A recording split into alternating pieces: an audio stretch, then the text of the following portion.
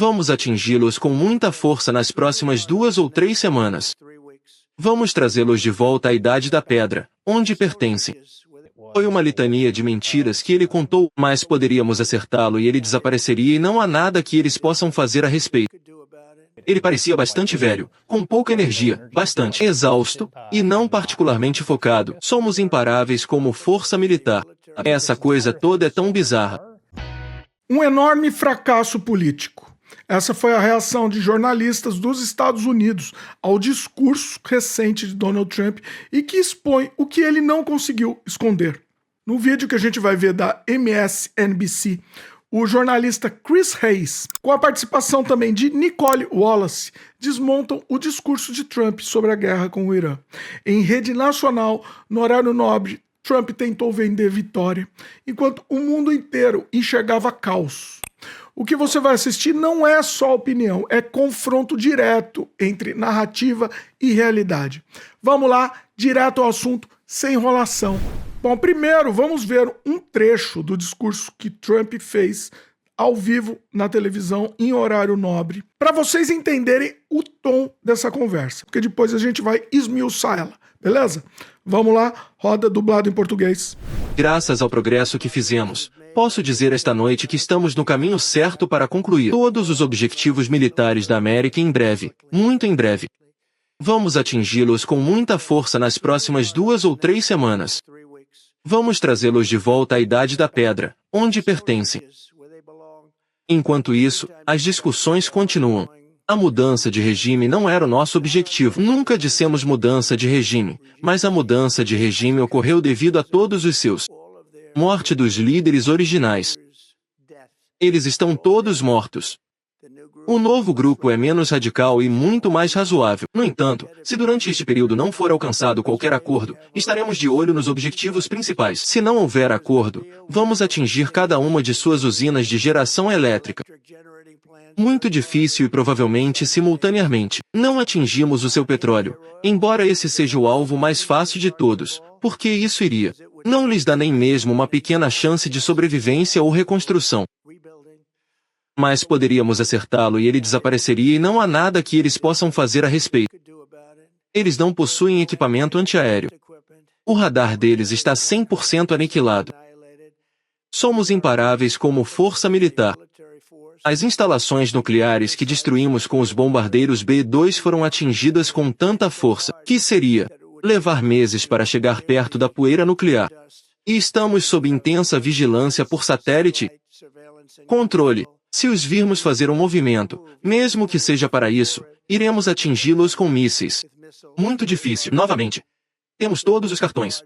Eles não têm nenhum. É muito importante que mantenhamos este conflito em perspectiva. Ok, agora vamos ver sem delongas o jornalista da MSNBC, Chris Hayes, e também com a participação da Nicole Wallace, comentando um pouco sobre o fato. Depois que a gente vai ver esses melhores momentos que eu selecionei aqui para vocês, dublado em português, para vocês não perderem nada, mas vou deixar os vídeos originais em inglês aqui embaixo na descrição, ok? Depois que a gente vê esses melhores momentos, eu vou trazer para vocês também o desdobramento disso, beleza? Vem junto. Vamos lá, sem enrolação. Se você esperava algo novo, não conseguiu. Foi uma litania de mentiras que ele contou antes sobre fatos do assunto, que Barack Obama deu aos iranianos milhares de milhões de dólares. Ele não fez isso. Foram bens repatriados que haviam sido apreendidos pelos Estados Unidos, nos termos desse acordo negociado, que o Irã estava às portas de uma arma nuclear. Literalmente, não há ninguém que diga que sim. Na verdade, ele próprio disse que o programa tinha sido destruído. Que talvez houvesse um desejo de reconstruí-lo, mas não havia nenhuma porta onde estivesse. Ele disse que 45 mil iranianos foram mortos pelo regime na última rodada de protestos. Essa é uma estimativa que não ouvi em lugar nenhum. O mais alto, a estimativa que eu vi é de 35 mil, e isso é contestado. Muito difícil de determinar. Lá foram muitas pessoas mortas por este regime, mas 45 mil já passaram do estimativas mais agressivas. Eu já vi sobre isso.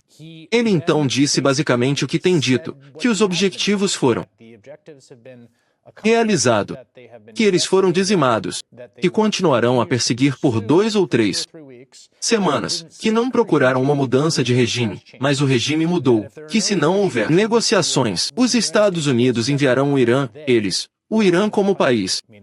O que significa que são 90 milhões de pessoas, de volta à idade da pedra a que pertencem, e começará, no ausência de negociações, bombardear centrais elétricas, o que seria um crime de guerra. Trata-se de infraestruturas civis e parcelas do petróleo. O que ele disse não ter feito.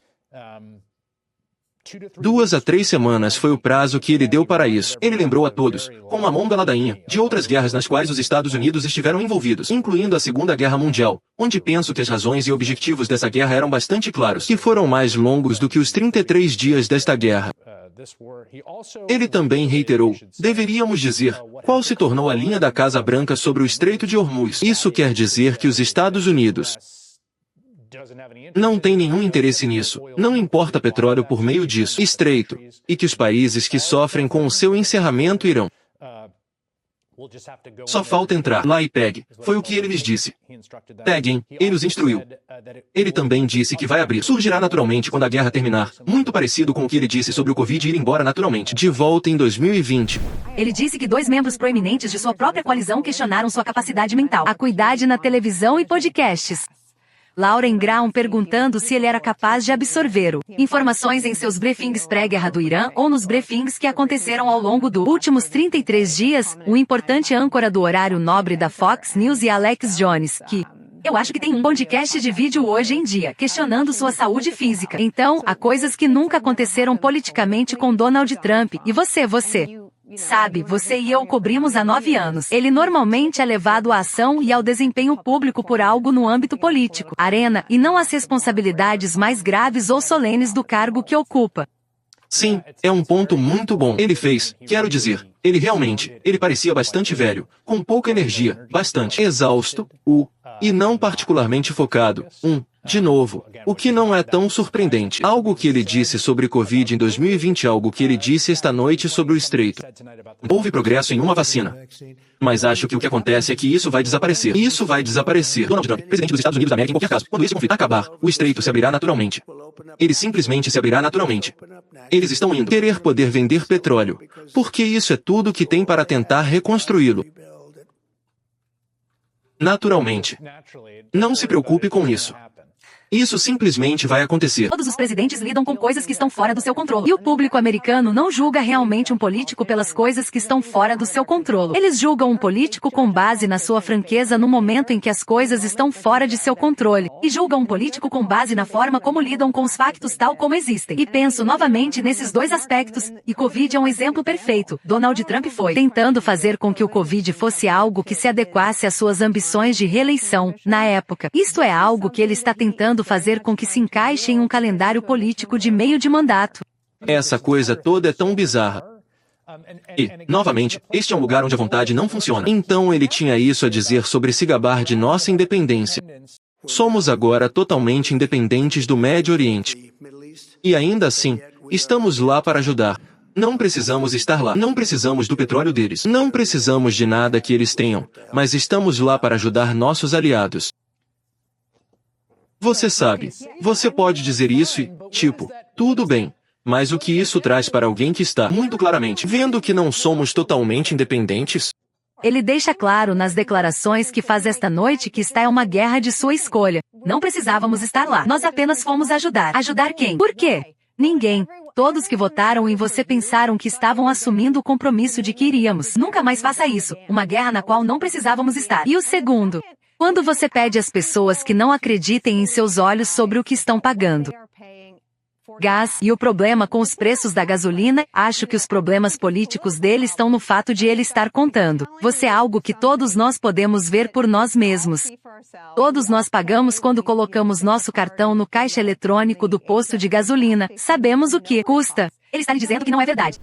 Agora, o que talvez você não tenha visto ainda é que a situação piorou nas horas seguintes. Enquanto Trump dizia que a guerra estava praticamente resolvida, os mercados globais reagiram como se o conflito estivesse só começando. O petróleo disparou mais de 7%. O mercado de ações caiu forte e analistas foram diretos. Ninguém acredita que isso está perto do fim. Isso segundo o New York Post. E aqui vai o detalhe revelador. Trump declarou vitória e, ao mesmo tempo, prometeu ataques ainda mais intensos nas próximas semanas. Isso não é estratégia. Isso é contradição em estado puro. Como apontaram analistas, o discurso foi uma espécie de sala de espelhos, onde nada é consistente e tudo muda a cada frase. O mais grave ainda, não existe plano de saída, nenhuma data, nenhuma condição clara para encerrar a guerra. Nada. Apenas promessas vagas e ameaças cada vez mais agressivas. E enquanto isso, no mundo real, não o mundo de fantasia de Donald Trump, o Estreito de Hormuz continua bloqueado, afetando uma das rotas de petróleo mais importantes do planeta. Resultado direto: inflação energética global e pressão econômica crescente. Trump basicamente disse para outros países resolverem o problema.